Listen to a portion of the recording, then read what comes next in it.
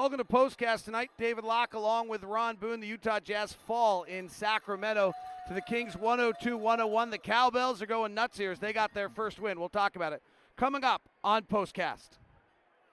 POSTCAST is brought to you by the store, 6200 South and 20th East, as well as in the new Gateway store and at 900 South and 100 West. Well, Ron, we'll open up and get people's questions on this one. This one did not stun us. We thought this was going to be a difficult one. The kind of lineup of this ball game, the Kings desperate, the Jazz playing their sixth game of the year, but none of them in the same city back-to-back, traveling or playing every day.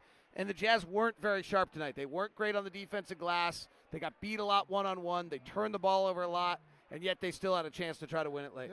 It was, and you know, kudos to the Jazz for hanging in there and trying to scrap one and scrap one out. But I thought the Kings were just a little quicker, a little faster than the Jazz, largely because of the way Fox played tonight. I mean, I don't know if that was a game plan, but that was what Coach Walton stuck with, I guess mainly because it was starting to work for him. So the Kings really stopped moving the ball and never really started moving the ball. They just played one-on-one a great deal against the Jazz tonight.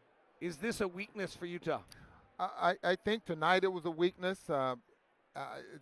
It'll vary from game to game, I think from player to player. But I think tonight it was a weakness. They took advantage of the quickness of Fox. He has a tremendous amount of speed. He did a great job of breaking the Jazz down, getting into the paint. Did not look to pass the basketball that often, David. I was just trying to find his assists. Tonight, only 4 assists, as much as he handled the basketball. One of on them the floor, 37 minutes a game. He had 2 assists early in the third. Those were his first 2 of the night, and then he had a big one late with a minute left after being stymied by Rudy Gobert multiple times. He flared it back out for Dwayne Dedmon for a 3, and that was probably the play of the night. Yeah, that was huge. And again, if that's their style, if that's what they're going to use, then I think they're going to be in trouble. Didn't get enough guys involved, even though they got 28 three-point shots up. They wasn't the kind of threes that they're so accustomed to getting. The Jazz took away that transition game, those transition threes that that they like to use. The Jazz offense is still not clicking, Ron. It's still not quite right. Conley had back-to-back poor turnovers. They're not getting as many three-point shot looks as I think we anticipated, or they got as many as they got last year. What's going on in your thoughts with the Jazz offensively? Why isn't it what we thought it was going to be? I think, David, I don't know, maybe give us another couple of weeks, and I think we'll have a pretty good idea of why. I think this couple of players just have to get used to what's going on out there on the floor. Quinn wants his team to be instinctive. They think that when you're instinctive, you're playing with force. That leads to quick decisions and good decisions. And I just don't see that right now with everyone, and it's basically because of the new players. I'd like to see Bojan be more Bojan in the fourth quarter as he is in the first quarter. I mean, there's just some adjustments that I think the Jazz are going to have to make here going forward. The Rudy roll is 1 a night instead of 5 a night. What's happened there? Say that again? The Rudy roll is down to about 1 or 2 a night instead of 5 a night. What's happened? Teams are smarter now. I mean, they realize the importance of the Jazz breaking the defense down and getting Rudy, those lobs at the rim. He's not getting those. They're trying to force Rudy to be more effective in other areas that he's not so good at. Trying to finish around the rim with someone guarding him, with much taller. But Rudy, he performed here tonight. He ended up with 15 points and ended up with 15 rebounds there as well. So his effectiveness is just going to have to come from some other areas more so than those dunks. 306 dunks last year, and I don't think he has 10 off the roll so far this season. By the way, I got to share what's going on here. Bogdan Bogdanovic of the Kings is out on the floor. I can flip the camera, but yeah. He's working on his free throws. He has injured his wrist in some way, and so he's trying to figure out, I think he's all right. He airballed one a moment ago, so then he took 5 straight left-handed. And they looked – I absolutely was watching him thinking, wait a sec, he's right-handed, isn't he? But he's done something to his wrist, so he's trying to work through it. But he literally switched for a while to left-handed free throws, hit 2 of 5. Guys like that know that, hey, I'm a 90% free throw shooter, and they don't like it when they miss. No. So He's got something going on He's with his not wrist. 90%. He's out he's 84, working. I think, 80 somewhere in there. Rudy has an unbelievable defensive sequence in the final 5 minutes of this game. And then the Jazz, Donovan drives to the basket, takes the lead.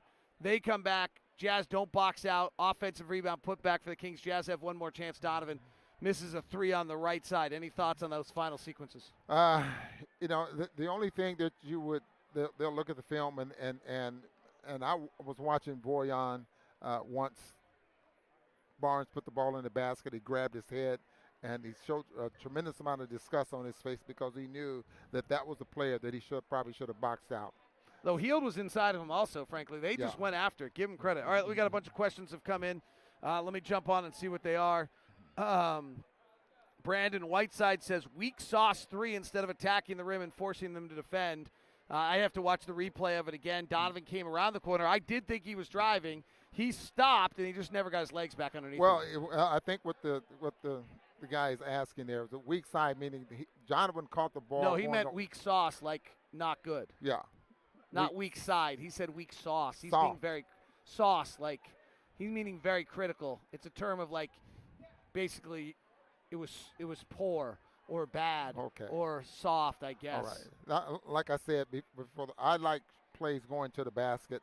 That play was designed going away from the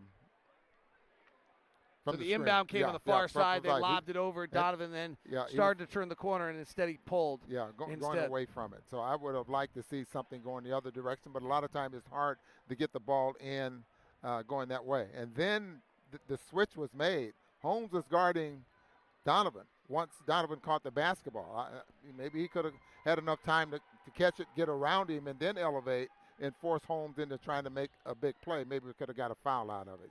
Certainly, I think that's what the caller. Certainly didn't have to take a 3 in a 1-point game, but that was the shot he thought he could get. Yeah. Why so many turnovers? Matt James on Facebook wants to know. Well, I thought, and I'm going to get on Conley a little bit here because I think right now he's still making that adjustment. He's trying to set Rudy up to get him the lob. It's not there. He's getting up in the air and with nowhere to go. It was 2 times tonight where he got up in the air. Boy, he just didn't find anyone. Ended up throwing it right to a Kings player. Way too many turnovers. I think the Jazz last year averaged, they were under 20 last year at the end of the season. I thought at the beginning of the season they were turning it over a lot. This team uses the dribble handoffs. A lot of guys touch the basketball in their possessions, and they just have to be more careful with it. Do you think Coach Q is going to chew the players out for the laziness displayed tonight, said Lifer Jazz on Periscope. He's probably not real pleased with it, but when you play 82 games, you don't chew anyone out because you need them to play for you for another 76. That's a high school He term. has a way of getting it done. Lots of time it's tasteful, but he gets his point across. And then there's times when he is just flat out mad. And he doesn't necessarily pick out one player. That means if David screws up and I've done nothing wrong, he'll put me in with you. I mean, it's like he's chewing everyone out but you get the message that he's really chewing you out even though he's talking to everyone else. Jazz most exciting lineup, says Rob, with the depth of Conley, Mitchell, Ingles, Bogdanovich, and Gobert not working because Conley and Gobert haven't figured out the pick and roll. I think that's a fair assessment. Saw tonight Conley literally ran into Rudy on a pick and roll. Yeah, he's working very hard trying to create that and make it happen. And don't forget, these teams are defending that nowadays. I mean, there's not something that Conley can just make happen all the time. Other coaches are smart enough to try to take that away. So it's not totally Conley's fault, but hopefully they'll get it good at working. Brandon Whiteside, he of weak sauce, wants to know another question: whether or not you can avoid the switching that the Jazz were doing that got Bogdanovich onto the various players. He plays zone. No, it's awfully hard because if guys are the 3-point shot, and as much as players, coaches, and teams want to shoot the 3-point shot, it's really kind of made teams play a different style of defense because there's so many great 3-point shooters. And how often would you like to see the Jazz take threes rather than a 2?